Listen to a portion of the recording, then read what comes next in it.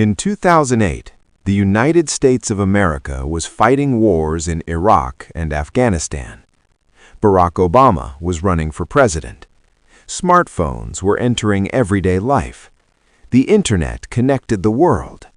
And yet, somewhere in America, a woman was still legally receiving a U.S. government pension for a war that began before electricity, before automobiles, before airplanes.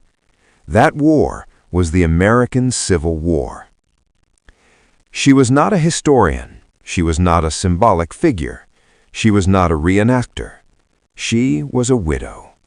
Her name was Irene Triplett, and her existence collapsed the distance between modern America and the bloodiest war in its history. The American Civil War officially ended in 1865, but in reality it never truly did.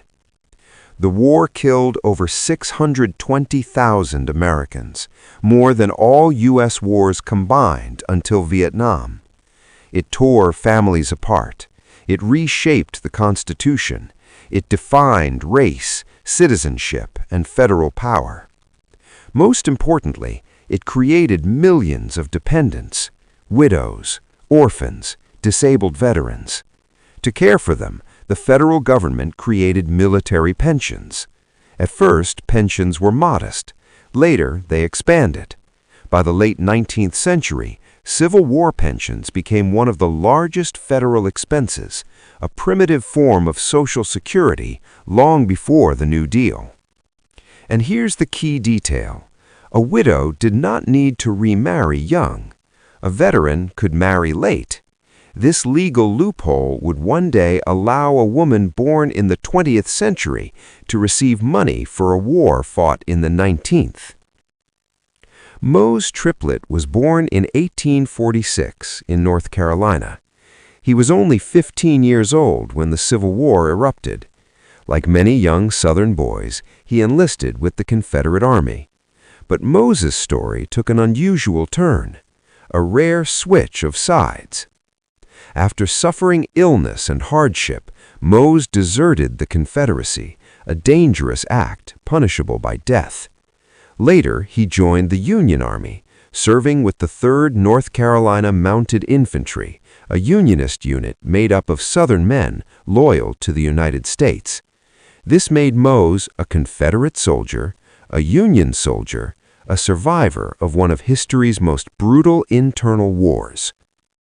After the war, he returned to civilian life, damaged, poor, and increasingly unstable. By the early 1900s, America was transforming. Electric lights, telephones, cars, cities. But Mose Triplett was aging. He suffered from mental illness, physical disabilities, poverty. He lived alone in rural North Carolina.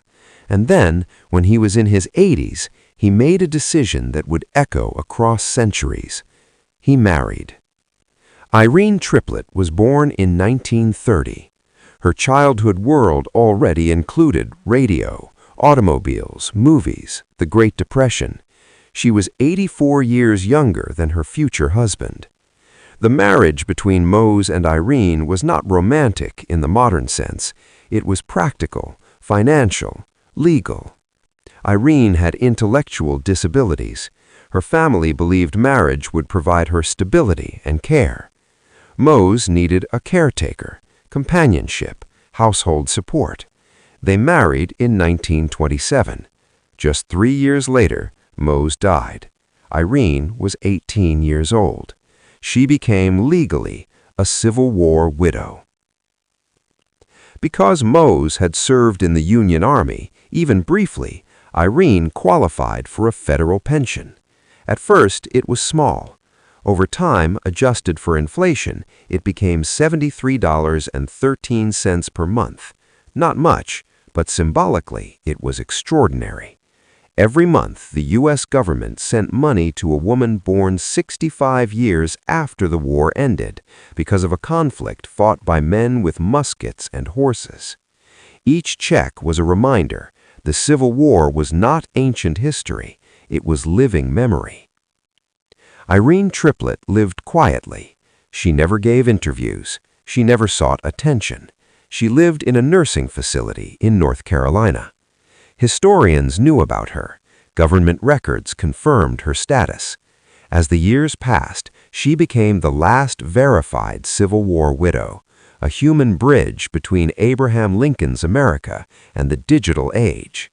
When she died in 2009 at the age of 80, something ended forever. Not just a life, but a legal, live-in connection to the Civil War. Irene Triplett's life challenges how we think about history. We imagine wars as closed chapters, but history bleeds forward through laws, families, trauma, memory.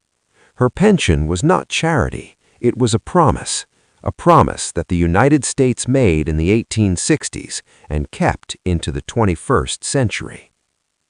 When Irene Triplett died, there were no headlines, no national ceremony, but quietly, a chapter finally closed. The Civil War, in one small but profound way, ended in 2009. And that forces us to ask, if the echoes of that war lasted 144 years, what echoes of today's conflicts will still exist long after we are gone?